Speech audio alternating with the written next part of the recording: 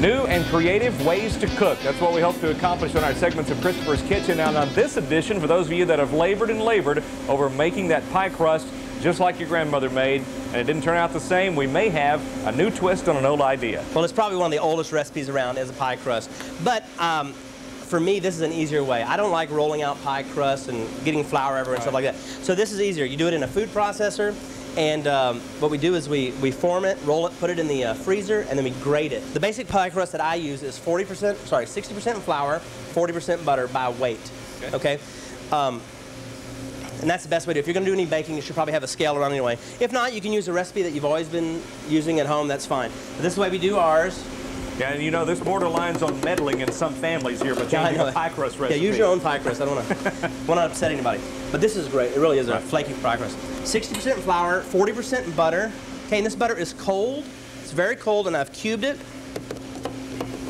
Just add that in there. I'm going to do a little pinch of salt, probably about 1/4 teaspoon. Okay? And Mike, you are 3/4 of the way done, believe it or not. Okay? So now we just want to pulse that a little bit. We want to break up that butter. Just get that going. Now I'm cutting the butter into the flour right now. Now the thing about pie crust, Mike, is you don't want to overwork it. When you're dealing with flour, flour has gluten in it. The more gluten you build up, the stretchier the dough is, and that's tough. That's the way it becomes tough. So now I've cut the butter into the flour. I'm going to add, for this recipe, 3 tablespoons of ice cold water.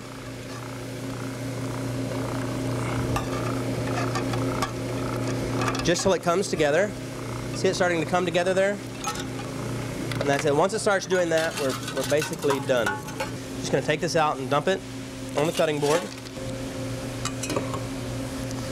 Now listen, I know it looks very dry right now, but if you notice, I'm just going to press that together a little bit.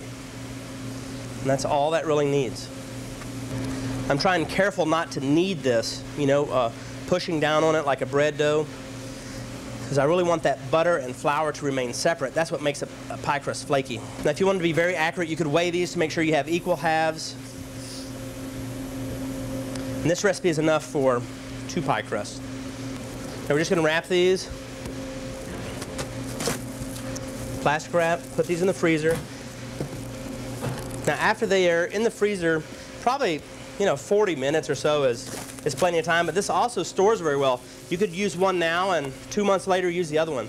Okay, so they've come out of the freezer now. Right. This is where the really neat part about it really comes to shape. Well, for me, this is I don't know if it's time saving. Some people like it. Some of my guys like doing this, some of them don't. But I just think it's a great idea, and it makes a flakier crust. So now you just take that and you just run it on your grater. You can do it in the pie pan, you can do it outside. And also, I happen to have a stand-up grater also that you can use. This is probably a little bit easier. Okay, so we've got enough grated there. And now you just press this in where you like it. You can always fill in little gaps. I'm just pressing it in a little bit with my fingers, leaving a little bit for the crust. Now the tart that I'm going to be doing next week, I just need a little shallow crust on the side. So we're just doing a little bit like that. I get some around the sides. Just pressing it in. And this is it. And now you can use this for anything you like.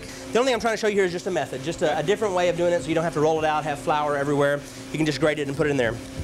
All right, a bit of a simpler and cleaner method of making the pie crust, perhaps without all of the effort. And again, coming up in about 2 weeks from right now, we're going to show you some interesting ways to use this. That's right.